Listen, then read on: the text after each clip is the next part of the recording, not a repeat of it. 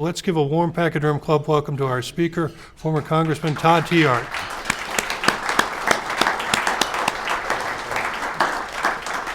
Thank you for the invitation, Carl. It's nice to be with you. I've lost my speech. What did I do with it?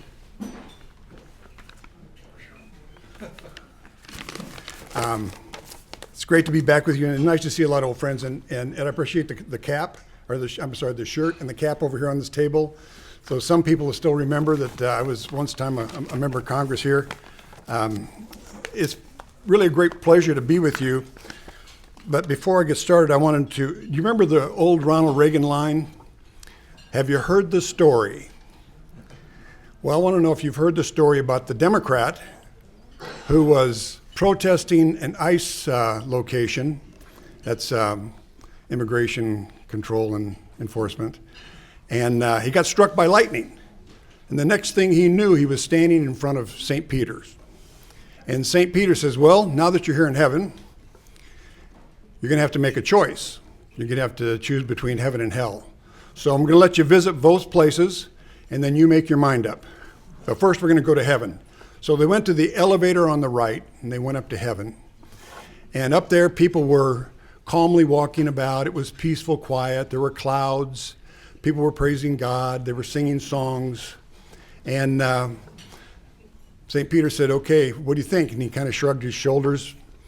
And he was actually a little disappointed because a friend of his at the ICE demonstration that was wearing a kippah, you know, one of those Palestinian scarves, told him that in heaven he would find a bedroom with 70 virgins in it. So he was a little disappointed. But they went back to the pearly gates, and he says, okay, now we're ready to go down and you can check out hell. So well, let's take the elevator on the left. So they took the elevator, they went down to Hades, and there was a big party going on, and people were saying, come on over, and they had good food, and they had drinks, and they were chatting along, and some guy invited him to play golf, and he went out and played 18 holes and actually shot under par for the first time. And then St. Peter says, okay, it's time to go. And so they got back up to the pearly gates and says, well, now you're going to have to make your decision. He said, well, I'm going to choose hell. Sounds like a good time. He says, okay, take the elevator on the left. So he goes back down there and he opens the door and he smells ash in the air and he feels the fires of hell. And the devil walks up to him and he says, what's going on here? And he says, well, when you were here before, we were just campaigning. And now the election's over. Now the election's over and this is what you get.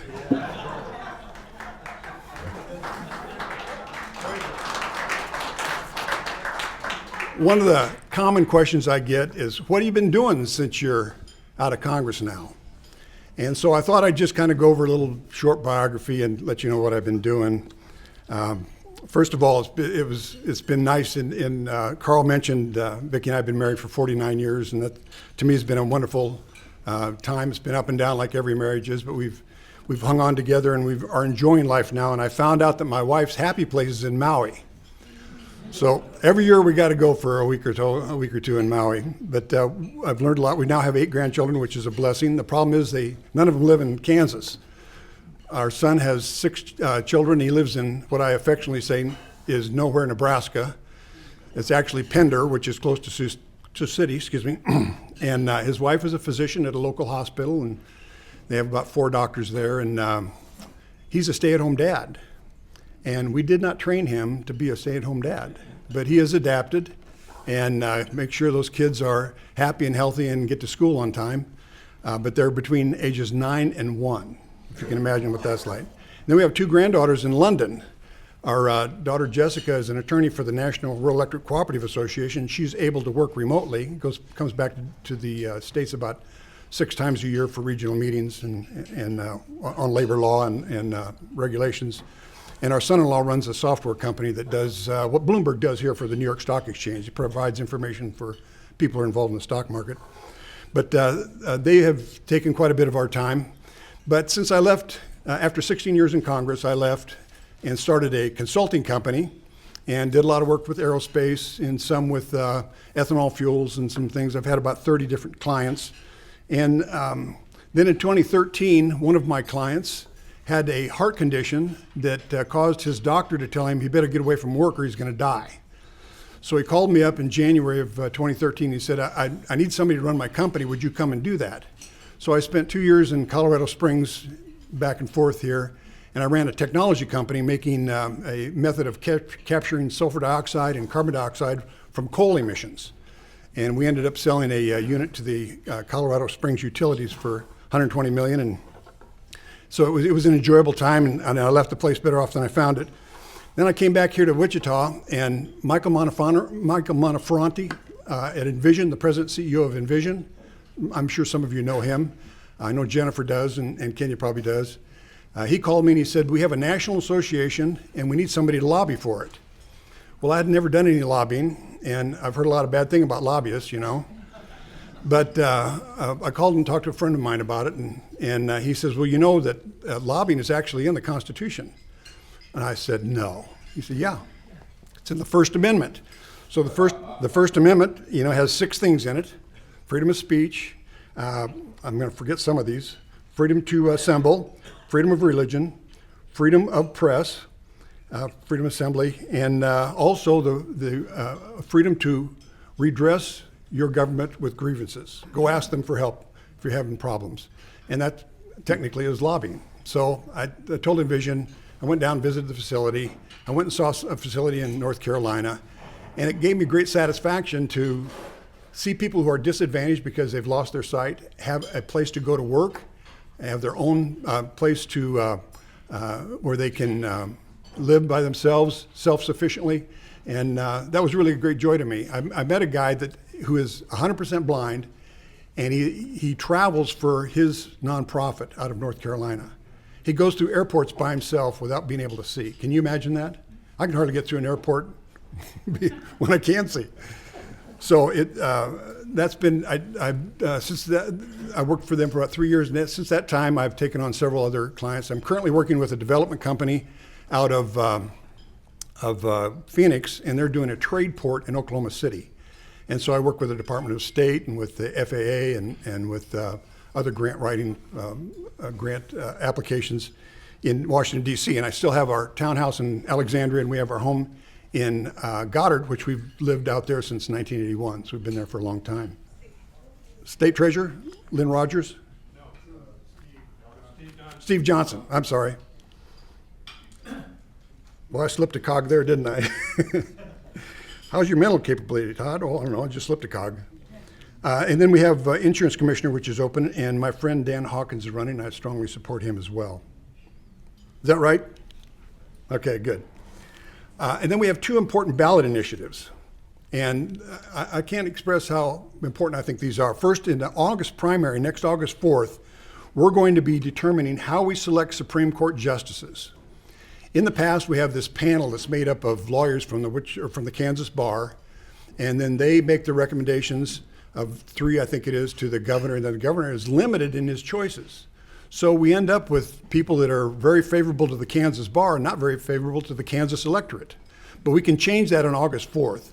So I want you to keep that in mind. When this comes up on the ballot, be sure and vote yes, so that we can change the way that we would select our Supreme Court justices by abolishing the current nominating commission and then make it them directly elected by voters, which I think will be much more responsive and reflect more the values that we have here in Kansas. The other thing is on the November election ballot on November 3rd, and it's a citizens-only voting amendment. And let me tell you why I think this is critical.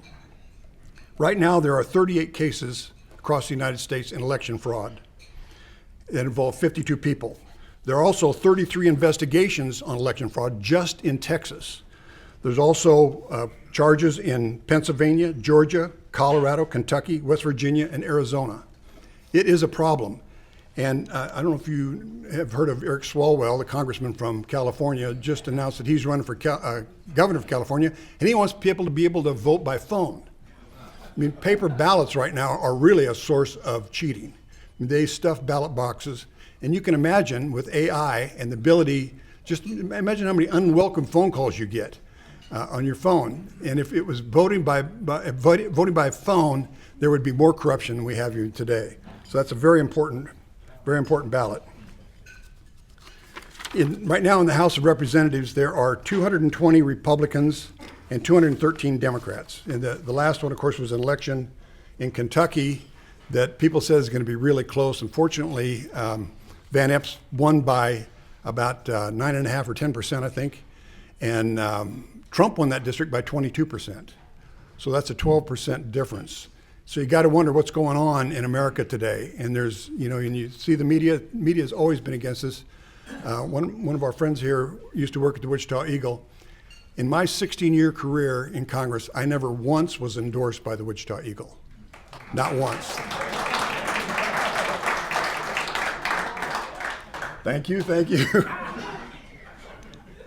We have this great push for in the media, in Hollywood, and just online for the Democrat Party, for liberals. And today's Democrat Party is not the same party that my friend Dan Glickman was in. The Democrat Party has changed.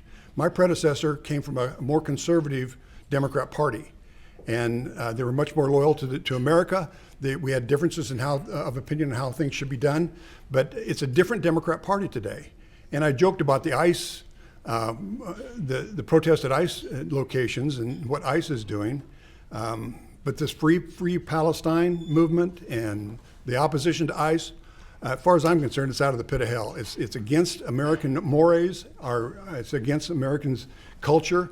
It's just really a dramatic shift from what we've seen in the Democrat Party, and it concerns me.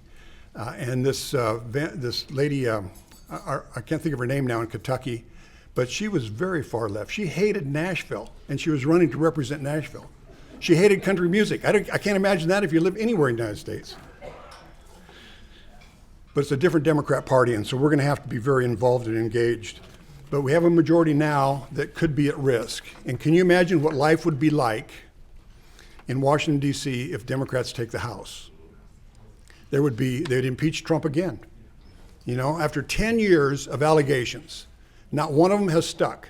After 10 years of allegations, they just won't give up. The latest is when they took out this drug boat. So a couple of guys were on there. They were going to get back in, try to salvage the drugs. They hit it a second time. They called it double tapping. And I couldn't, and all the concern expressed by Democrat members of Congress now is astounding to me, because they have no sympathy for the 100,000 Americans that die every year from fentanyl, from drug overdoses. And you think, well, some people who do drugs, maybe they deserve what you get. A lot of these people who die don't even know they're taking drugs. Somebody slips it in their drink, or they give it. You can, right now, you can pick up money. They tell you in the cities, like in Washington, D.C., don't pick up money on the street because it could be laced with fentanyl. And you could pass out just from handling that money. And then you'll get robbed. So we need to take these drug boats out, and we need to hit the source as well, in my opinion. Not that I get a vote.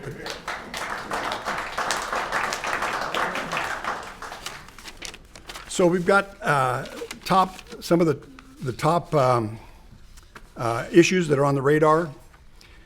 One of them that gets me is, how many of you heard the word affordability lately? What really gets me is when Democrats go off on affordability. And excuse me if I'm partisan here, but I am a Republican. But affordability, well, let's just see how affordability works in blue states versus red states. If you live in a blue state today, it costs you 23% more just to live.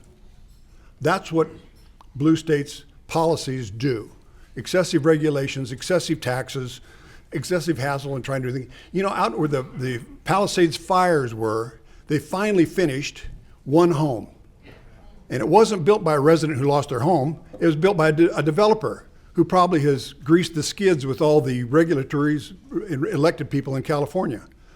Not that I think it's a typically bad name, and it happens all the time, a bad thing. But it is when you think that people want to build. If you look at Lahaina in Maui that burned by fires 2.5 years ago now, they are building about a dozen houses there too. And it just comes back to all the red tape that had put in front of it. Oregon, a blue state, decided to do something about building regulations. So they streamlined the process, and the price of housing went down 10% in their state, a blue state. So the policies of affordability, I laugh out loud when I hear Democrats talk about, we're going to make it more affordable. Yeah, you've got a great track record. So the economy is one of the big things on the election. Practically, that's probably not probably the top one. when it comes, if you're looking at polling today. Immigration is also important. Border security. Healthcare costs have gone up 7% this year alone.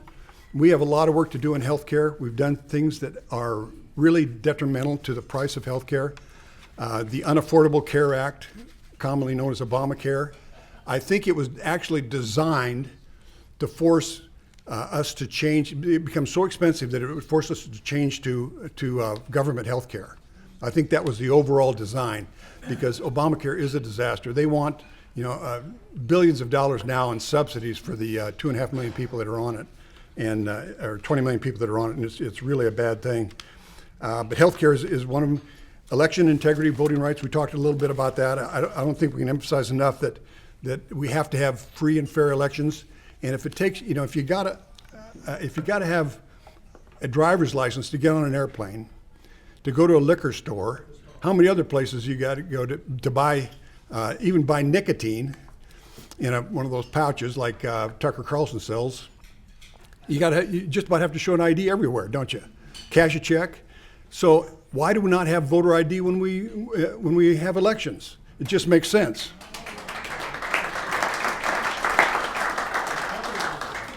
And government accountability needs to be on the ballot as well. But what I think really should be front and center is balancing the federal budget. As of yesterday, our national debt was $38 trillion, $403 billion, $532 million, and $42,006. Oh yeah, and 28 cents. 38 trillion with a T. We have to have a balanced budget. Now, in 1994, during the Contract with America, the first 100 days, we had 10 pieces of legislation that Newt Gingrich promised that we would vote on the first 100 days, and we did. I didn't come home for the first 100 days of my first term in Congress, and it was because we were processing all that. And we passed a balanced budget at that time. It was quite a struggle because not everybody wants to comply with the balanced budget, even some Republicans. But we desperately need that for our economy and for the future, because somebody's going to have to pay off this 38 trillion at some point in time. And frankly, our president has operated his real estate business on debt. He's not attuned into this. Somebody needs to bring it to the attention, because, we're spending $1 trillion in interest every year. We spend more on interest on the federal debt than we do on defense, national security. And I think I think it's wrong. It needs to be corrected. So how do you do that? What policies do you need to put in place? It's not just one thing. It's a series of things that have to occur. You have to have a strong economy. You have to limit regulations. You have to do a lot of things that Trump's doing. Reinvestment. You know that the capital expenditures between this year and next year are about $20 trillion. Trump has done an excellent job of bringing in capital investment into America. And I love to see the president and CEO of Toyota over in Japan. When they interviewed him, he had on a Trump hat and a Trump t-shirt, claiming he's going to put, $800 million in a plant in America in this coming year. That's the kind of thing that's necessary to balance the budget. And what streamlining the regulations, what Oregon did for housing, needs to be done at the federal levels too. And they're starting to do that. For example, the EPA has recently restricted the regulations on waterways. It used to be that it had to be navigable waterways before the EPA could be involved in regulations for the United States. Navigable waterways. And then while I was in Congress, a guy from Minnesota, a congressman from Minnesota, his name slips me now, he's passed on, but he put in that it was all waterway. Even a pond was navigable or was regulated by EPA. And the EPA went crazy. They had farmers that had just low spots that became regulated, and it just got out of hand. Well, EPA now has withdrawn that back to navigable waterways where it should have been. So that's one of the things that has to happen. So deregulation has to happen, sound monetary policy to curb inflation. And I have to tell you, the curbing inflation, it's really as simple as how inflation works. When the monetary supply goes up, you have more money competing for the same amount of goods, and that drives up the price of goods. That's a technical definition for inflation. So by restricting the amount of money that's in our money supply helps us bring down inflation. And Trump has done that.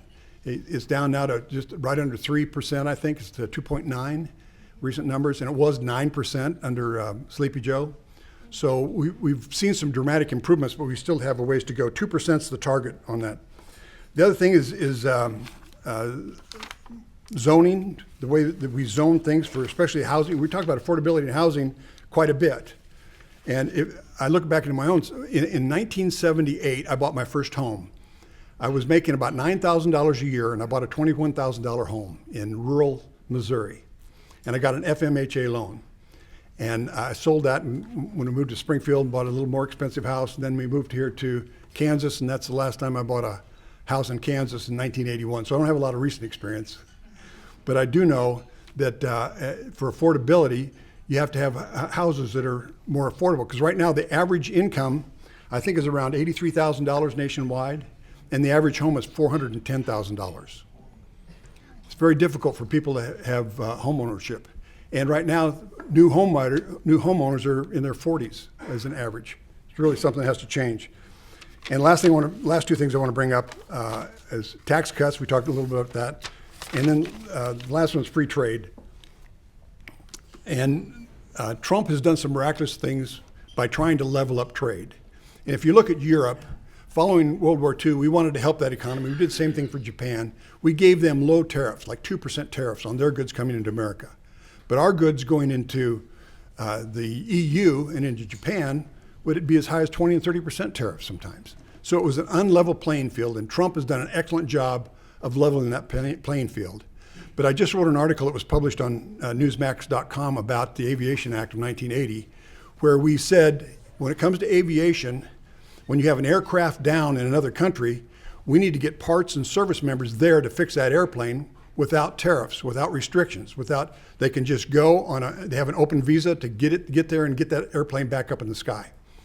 And that needs to be retained in order for our aircraft community and the Wichita economy to be strong. We have to have a tariff that's favorable to them, and zero would be preferable, because that way they can move easily through borders to get to the need that's there and get the airplanes back in the air. Plus, it's, how many machine shops do we have that supports the aviation industry here? 150, 200, something like that. It's quite a few. And then we have Textron, we have soon to be Boeing, now Spirit Airlines, and we still have Bombardier over on the west side. So we have a lot of aviation here, and we need to have some consideration of tariffs. Okay, I've talked longer than I intended, and I wanted to take some questions. I have no idea what time it is. But I would be glad to take some questions, and I want you to know before you start that I'm really, really good with true-false questions. Thank you. This Minnesota situation with the Somalis, that scandal of that federal money, what do you know about that? With the governor, and it's blowing up pretty big. Yeah, yes, a little bit. Mostly what I get about 30 emails on the news every day, and so I try to keep up with things. But what I know is that the people who work for the Department of Homeland Security in Minnesota say this has been going on since COVID. It was probably going on before that, but since COVID, it really dramatically increased. And it's over $1 billion that has been taken in fraud. It's still active. They still have it going on. They've I listed about 80, I think it was 82 people that they are investigating directly now. But according to the whistleblowers, Governor Walz knew about this, but apparently he wanted the Somalia community to vote for him. And so they've been very quiet about it and ignored it. And if you hear what Representative Ilhan Omar has been saying lately, she's been making excuses for them.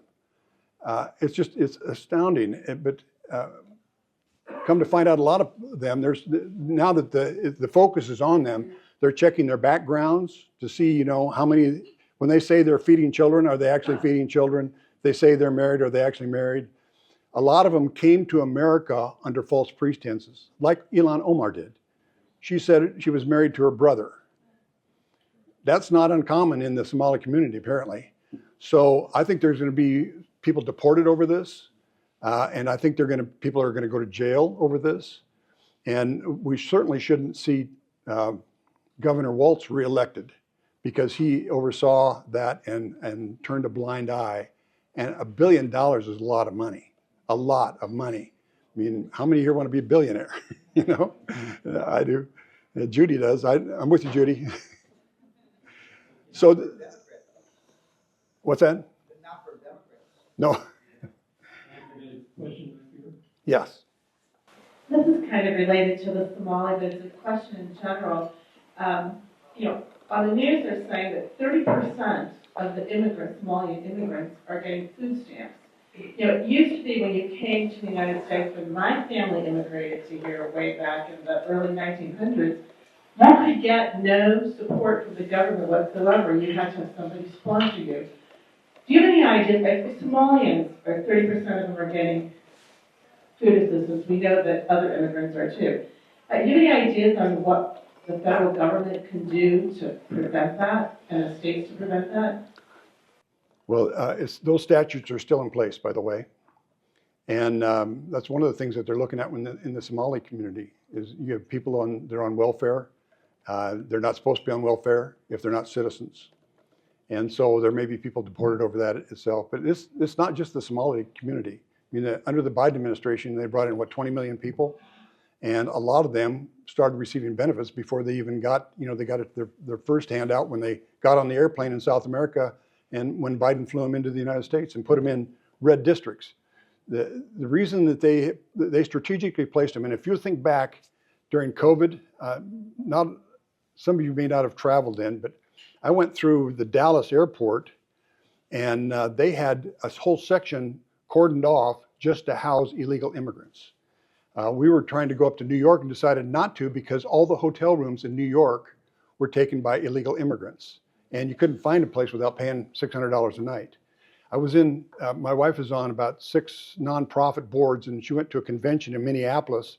And we just went to a La Quinta because we thought it was close to the convention center where she was attending meetings. And they only had about half a dozen rooms because the rest of the rooms were taken by illegal immigrants. I had a guy knock on my door 2:30 in the morning in Minneapolis, and like an idiot, I got up and answered the door, and he couldn't speak English. He was trying to ask me. I think he was looking for a drug dealer. I don't know, but in Minneapolis, that's the first knowledge I had of how difficult things were. So I'm going to ask you a local question. So what would you do? We've built a $6 to $8 million facility for these homeless here in Wichita. Yet when I was driving here today, we have more homeless people on the street today as I was passing here than I've seen in a very long time. How is the way we get these people, and most of them are on drugs, how do we get them off of the street at least to make it safer and, I'm sorry, to make our city look better? Yeah, that's a good question. Where was it? We used to have a mental hospital in Wellington, was it? Or Winfield. Winfield used to have Winfield. Yeah, there's quite a few of them around. And then, so we closed those back in the 90s, I think. And then we had group homes. That didn't work very well. Now we have homeless. So we've kind of abandoned care for some people who truly need it. I think if you look at homeless people, and Washington, D.C. used to have a lot. By the way, the last month or so, they've kind of disappeared. They started treatment programs and stuff. If you're on, there's only a few reasons why you're on the streets. Very few people are there by choice. They're either a drug addict or they're mentally ill. That's usually the two major categories. Some people are in unfortunate circumstances, but if they're mentally ill, they need treatment. We shouldn't leave them on the street. If you're a drug addict, they need treatment. So I don't know how if you just build a facility like they had done in Washington, D.C., they would let them come in overnight, and then these guys would go back down to the corner and they'd panhandle. And most of them were high on drugs, and it was just a terrible situation. So I do think that as a compassionate people, that we should get treatment for those who need it. And if you have a facility, you're just housing them, that doesn't solve the problem. You're just delaying for a future problem. They need to have some confronted with the problem, they need to have the proper counseling, and they need to have a goal of getting out of that situation. But if building a facility, if it doesn't come along with treatment and trying to address the real underlying need, then it's a waste of taxpayer money. Todd, we have a question from Is this planned? He's got a Todd Tiahrt shirt on. Okay, Yes, it's a plant. it's planned right there. Okay, Todd, would you be in favor of cutting the pay of congressmen and senators if they don't get their budgets around on time? You know, typically, they never get them, the last 10 years, they never get them around on time. And it's always a omnibus or something. Would you favor cutting their pay until they get their job done on time? Well, now that I'm not in office. So your point is, though, we need some motivation for them to pass a budget. And when they cut when they shut the government down, I think they shouldn't pay Congress. There has to be some proper incentives to get the right thing done. And now keep in mind that a lot of people who are in Congress don't need the money. The Speaker of the House doesn't need the money. He actually donates his salary to nonprofits in his home state of Louisiana. Trump doesn't take his salary either. He donates his money. So there are wealthy people who that wouldn't be a leverage point for them. But there needs to be some form of leverage in order to make sure that they pass a budget, have some make something fiscal sense, and move forward. Typically what happens, though, is the president will submit a budget. He has to by law. The House will pass a budget by law, and the Senate will pass a budget. And the three of them don't meet up. They don't mesh. So since by Constitution, all spending bills start in the House of Representatives, the House just deems a budget. They take the House passed budget and they say, this is the budget for the United States, and they do their 12 appropriations bills per that budget. And then there are things called, what's the right term, for Social Security and Medicare and Medicaid. Entitlements, thank you. Then there's entitlements, and that's a problem. Medicare, for example, and Medicaid has seen, if you look at the stock exchange and you look at the big insurance companies, they've been doing rather well since COVID, haven't they? Well, a lot of that's because healthcare costs are wrapped up in it. So to your point, I think there has to be some kind of leverage. I don't know if withholding their pay for a budget would be, I don't think it'd get passed in the House or Senate. But I do think there does need to be some leverage to have a budget that balances. And you start that by the budget that's passed by the House. And right now, we don't see it out of the President or the Senate or the House. We don't have a balanced budget proposed.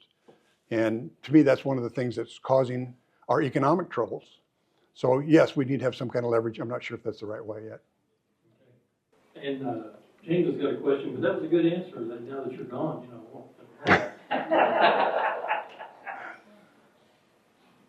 Yeah, even with all the deals that are being made by Trump, I have no faith, Republican or Democrat, that they'll reduce their debt. What do you think? Well, it has happened.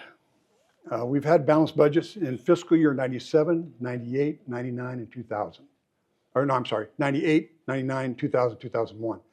And then in September 11th, 2001, which was the end of the 2021 fiscal year, we had the attack on Washington, D.C. and New York, and we went into, we started spending money again like crazy.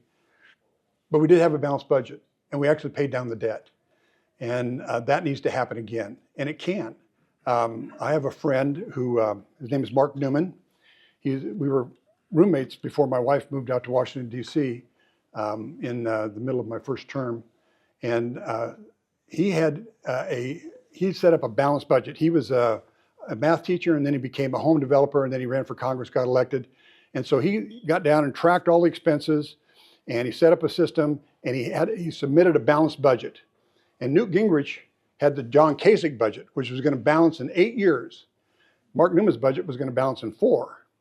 And so Newt wasn't going to let us vote on it, so the freshman class, and I headed up the effort, we were going to boycott all legislation until he allowed us to vote on the floor, and we got 110 votes on the Mark Newman budget. We did pass the Kasich budget, but an interesting thing happened on the way to the Treasury Department. When we froze regulations, and when we lowered taxes in our first under the contract with America, the economy took off. It was growing at 7.5%. And so if you hold the government down to growth of what is projected about 2% to 3%, and your economy grows at 7.5%, all of a sudden you have a surplus. And that's what we had for 4 years until September 11th, 2001. So yes, it needs to happen. It can happen. It should be one of the top issues that Republicans are addressing because it just makes common sense. And if you want to translate that into affordability, it makes everything more affordable. Any questions from Larry? Thanks for your appearance, first of all. My question was, have you ever heard any discussion about a work program for people that are on government assistance? If they're capable of working, that would be an excellent way to create some, shall I say, work ethic and also. Yeah, part of the contract with America was a work requirement for all federal benefits. If you got some from the federal government, you had to prove that you were disabled before you could get disability payments. But even then, they asked them to do nonprofit work for 20 hours a week. No, it's been overcome by as soon as the Democrats took over under Obama, the work requirement disappeared. But it should be put back in place. I mean, minimum of 20 hours. But if you're healthy, especially a male, in my book, if you're a healthy male, you shouldn't receive federal benefits. You should be at work. Well, I'll give you an example. I saw a guy who was in a Dillon's parking lot in a trash and they had signs and offered $20 if you pick up the trash, and he wouldn't. Yeah. So your example of the guy who wouldn't pick up the trash for $20 is because he would make more money standing there begging for money, right? Yeah. So they did an interview in Washington, D.C. back in the 90s. They talked to the people that were on the street corners by the traffic lights. You know, they walk up and down with their signs. And from the analysis of the reporter, and I don't know if it was right or not, but the analysis of the reporter was that they make about $40,000 a year, cash. So they're not paying taxes, and they're out there, and they are very, very territorial. If you try to, if you wrote your own sign, went out and stood next to them, there'd be a fight. They're going to fight for their turf because it's a profitable venture for them. And I think there's a better way to do that, and rounding them up and putting them to work would be a good start. Because we forget the value of work. When somebody has a job and somebody doesn't have a job, and you compare their happiness, their goals, the way they contribute to society is vastly different. It's just work is a good thing for people. And we ought to put a work requirement back in for any benefits that the federal government gets.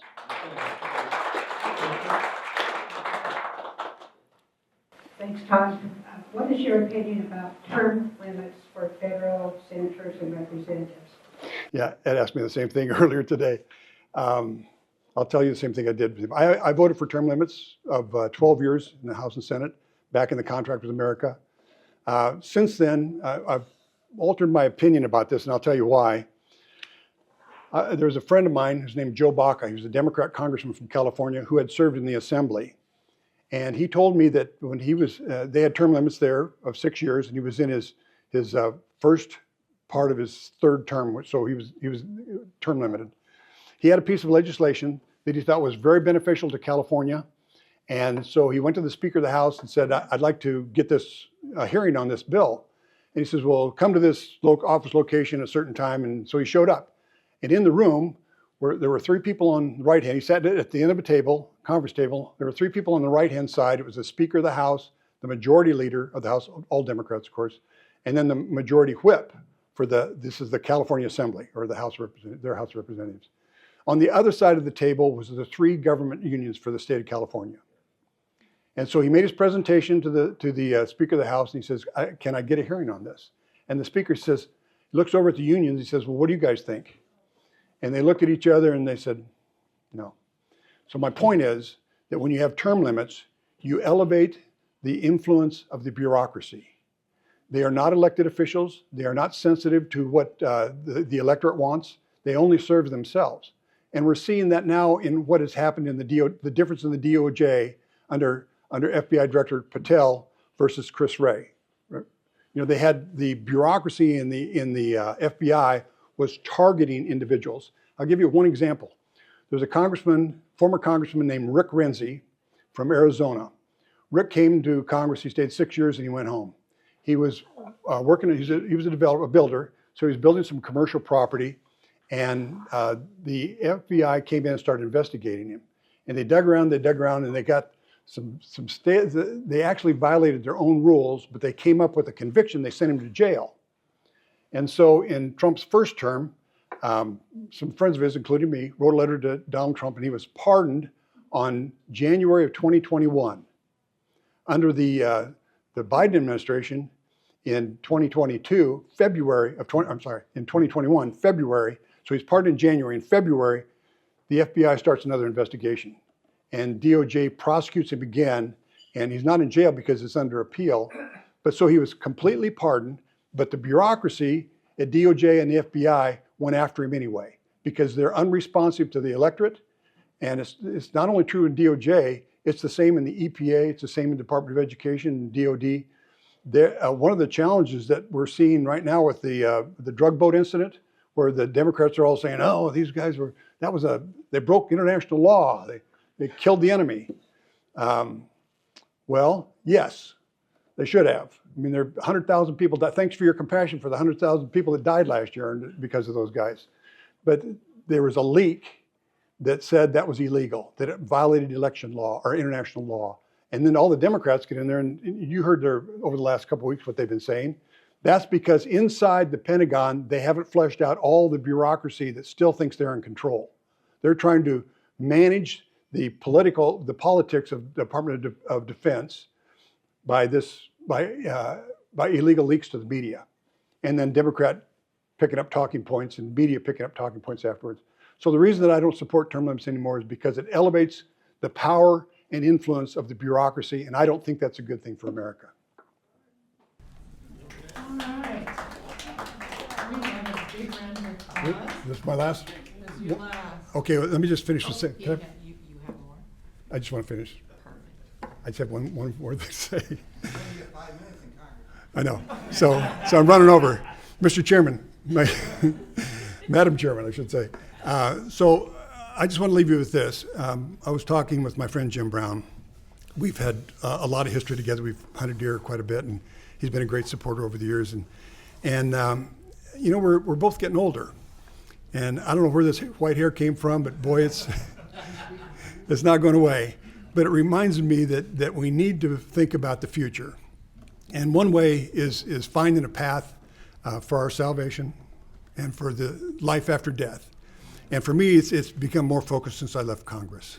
So I want to leave you with John 14:6. If you're not familiar with it, go home and read it. It's just, Jesus says, I'm the way, the truth, and the life.